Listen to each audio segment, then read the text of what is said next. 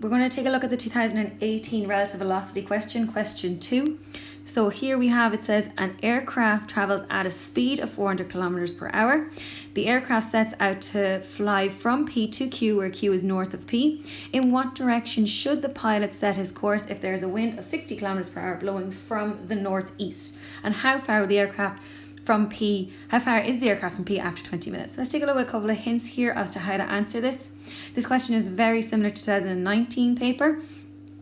The drawing is going to be very important here because of the wind. We need to check and see, are both P and Q being affected by the wind? If one of them isn't, or if it doesn't say that both of them are moving with the current, what we take it as is that one is stationary and one is going to be affected by the wind, so then we have to bring the wind into it. Whereas if both are being affected, both P and Q are being affected by the wind equally, then the wind will become irrelevant. The next thing we need to remember is that where we are going to, where P is flying to, that is going to be the origin. And we're going to use trigonometry then to solve for this. So let's go ahead and we're going to look at the drawing, because the drawing, again, that's a very important part. Here I have the drawing on the left hand side. First thing I drew was I drew my point P in pink there, and I have my point Q as well. I drew my blue dotted line to show that's where I'm looking to go. And then because I'm going towards Q, I have my X and my Y axis drawn there. The wind then, it says, is in the direction should the pilot set his course if there's a wind blowing from north of east, and the wind is 60 kilometers per hour. So in the pink line that I've drawn there's my wind. It's going from the northeast. So if it's going from the northeast, it's going down towards this direction here. And because it's northeast, it means that it's at 45 degrees. If it said north 20 degrees east, it'd be a 20, whereas here it's northeast, which means we are taking it as 45. So that's where I'm getting my two little 45s inside there. Because the wind is blowing in the direction that it is, it means that I'm going to need to go, as the plane P, I need to go to the right to make sure that if I'm going up to the right, it's going to pull me back down towards the left, and I'll end up at Q. So I then have drawn in my mustard colour line there and my arrow at the end to show that's the direction that I am going in. So you can see my arrow here of the direction that I'm going in. I know that I have my 90 degrees there then, and what I'm aiming to do here is I want to see, my question says in what direction should the pilot set his course if there is a wind. So that means that this is the value I'm looking for, this X value in here. How do we find that X value? Well, we have a triangle that is non-right angle, so we can only use the sine or the cos rule. Because I have opposite angles and I'm looking for an angle, I'm going to use my sine rule. So I'm going to have my 60 kilometers, or my 60 over the sine of X, the one I don't know. And then I'll have my 400 over the sine of 90 plus 45, which is the sine of 135. And that's where I'm getting this from here. All I'm doing then is I'm isolating sine of X. The sine of X is going to equal 60 by the sine of 135 over the sine of 400. And where that is coming from is cross multiplying. This is going to come up here, and then these two are going to swap around. I then use sine inverse. I put this in my calculator and I do sine inverse of that answer, and I get 6.09 east of north, or north 6.09 degrees east, and that is the direction that the pilot should be going towards. So that's part one completed. Part two then says how far is the aircraft from P after 20 minutes. So what we're looking to do here is we want to find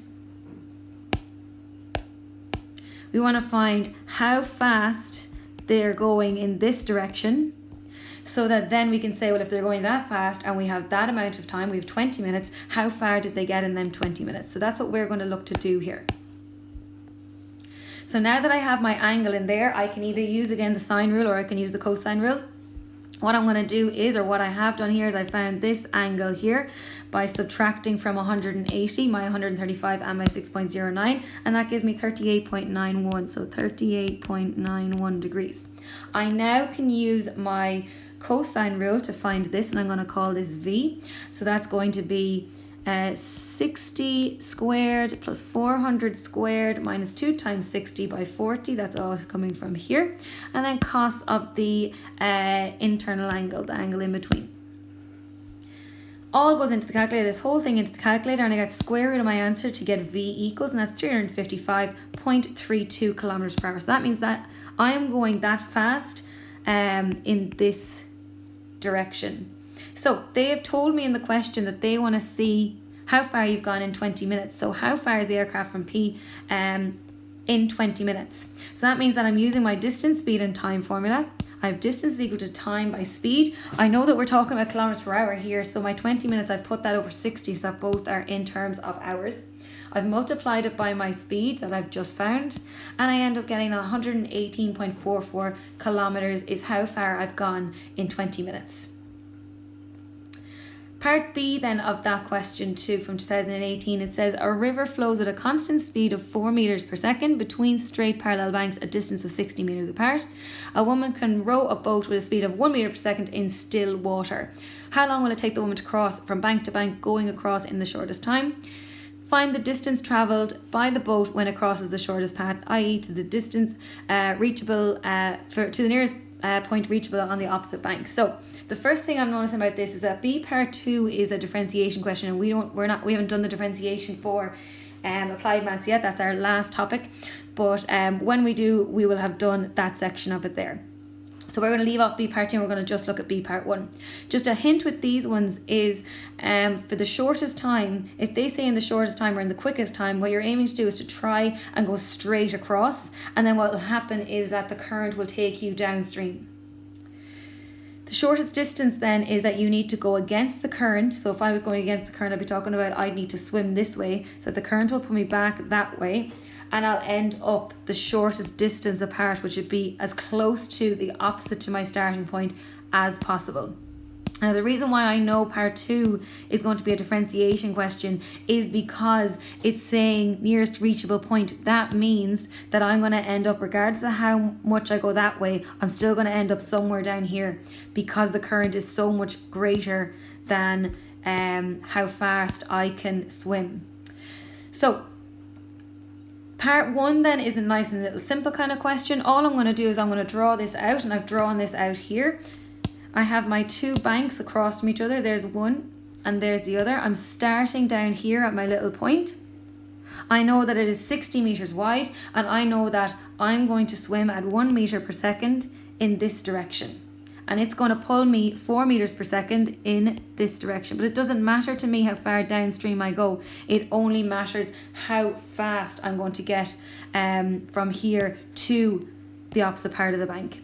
So because I know I'm going 1 meter per second up and 4 meters to the right, 1 meter per second up and 4 meters to the right, then all I'm using to see how long it takes me to do that is my distance, speed and time. My distance that I need to go is 60 meters.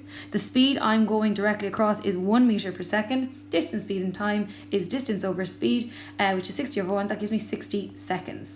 So that means that what's going to happen there is it's going to take me 60 seconds to go across, but I'm going to end up way downstream because for every 1 meter I go in that direction, I go 4 in this direction here. And that's that first part done. Nice and simple little first part to it. And again, we'll take a look at the second part when we're doing differentiation.